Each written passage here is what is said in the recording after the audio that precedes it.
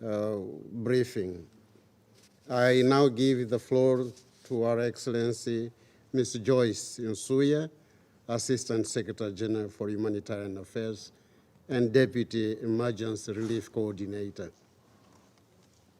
Thank you, Mr. President. This year, we mark 25 years since the Security Council added the protection of civilians to its agenda.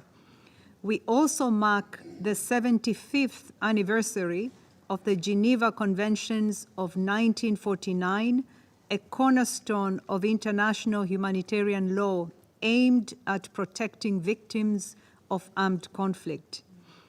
It is an important moment to reflect on the state of the protection of civilians in armed conflict and to look at action needed to ensure international humanitarian law and the decisions of this Council are upheld and that civilians are safeguarded from harm. Mr. President, it is with regret that I report to you that the situation of civilians in armed conflict in 2023 was resoundingly dire.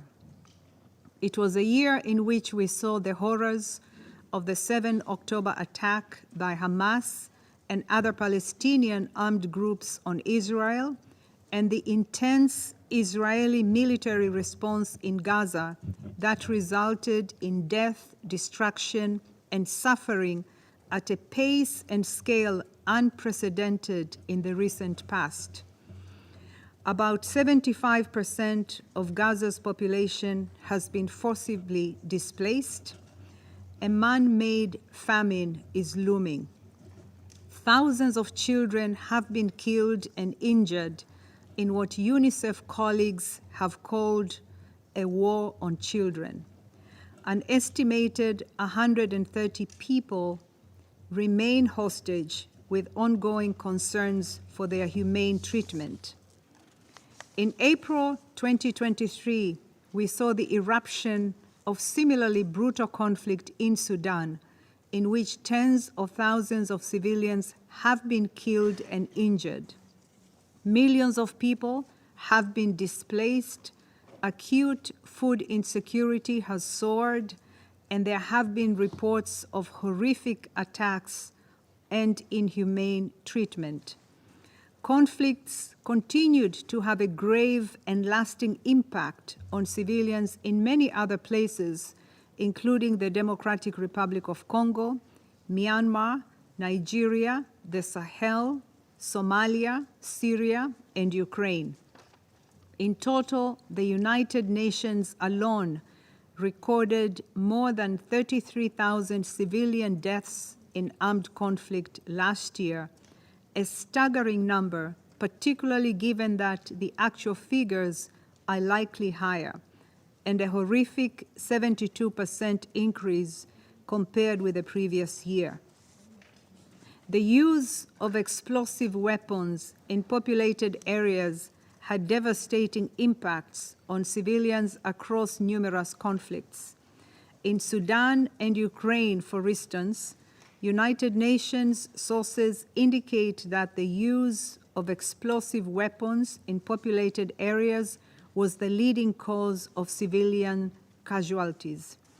Across all conflicts, civilians accounted for 90% of those killed and injured when explosive weapons were used in populated areas. Civilians were also severely affected by widespread damage and destruction to critical infrastructure. This disrupted the provision of electricity, water, and healthcare to millions of people.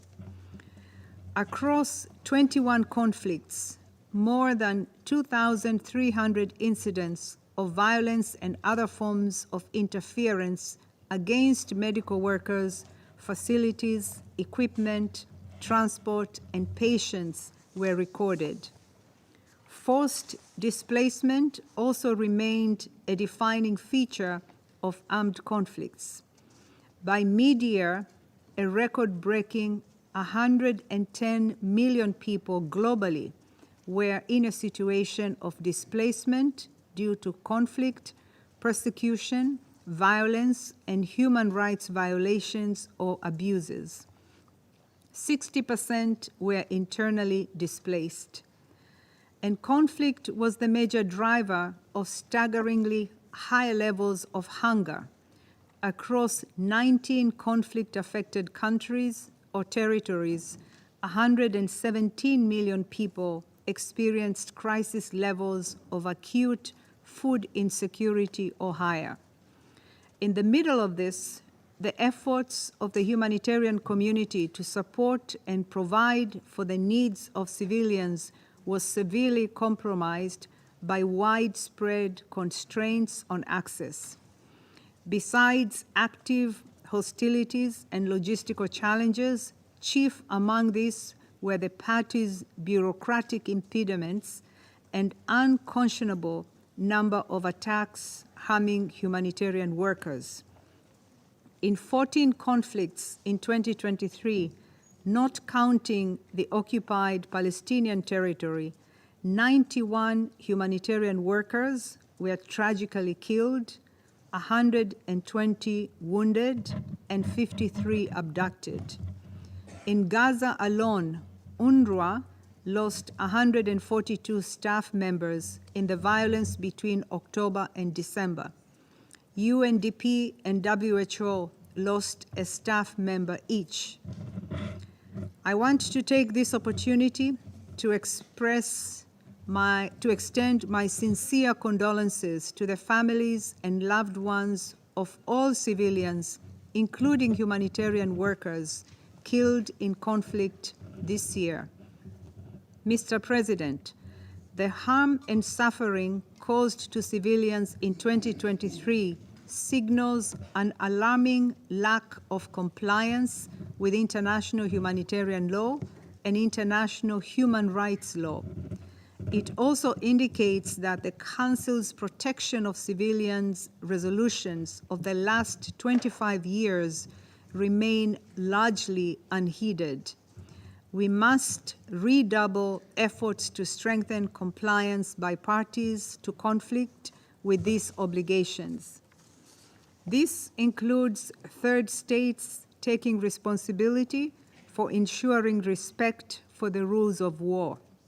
This entails political dialogue, training, and dissemination of policies and withholding arms transfers where there is a clear risk that arms will be used to commit serious violations of IHL. And whilst some progress was made in 2023, we must continue to strengthen accountability for violations. This must include upholding the independence and impartiality of the International Criminal Court. Mr. President, as the Secretary General sets out in his report, the reality is that much of the civilian harm we see in today's conflicts is occurring even when parties claim to be acting in compliance with the law. It is time to complement existing measures by adopting a more holistic approach, one that considers the perspective of civilians and takes into account the complex, cumulative, and long-term nature of the full range of civilian harm in conflict. We have already seen some important waypoints on this journey.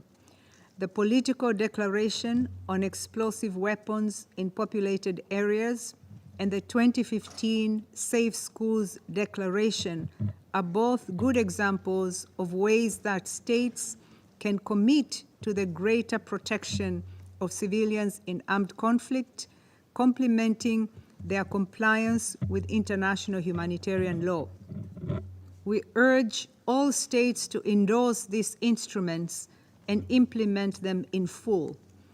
We urge them to follow the steps taken by some national and regional authorities in developing and adopting proactive protection of civilians' policies, processes, and tools aimed at better understanding and mitigating a broader range of civilian harm. And we need states, parties to conflict, UN actors, international and civil society organizations to reflect on how we can further develop and implement the full protection of civilians approach. Mr. President, 25 years on from when the Security Council first discussed the protection of civilians as an item on its agenda, a lot has been achieved. A culture of protection has taken root, and a comprehensive protection framework now exists. Security Council mandated United Nations peace operations have protected and saved countless civilian lives. Security Council resolutions on the protection of medical care in armed conflict and on conflict and hunger have given important focus and urgency to these issues.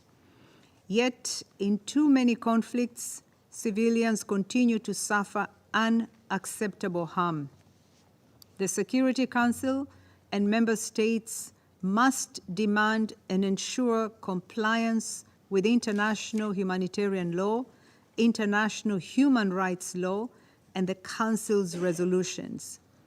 And if it is to have any real meaning for the millions of civilians affected by conflict, it is time to go above and beyond compliance, to strive for the full protection of civilians against the full range of harms they are suffering on our watch. Thank you.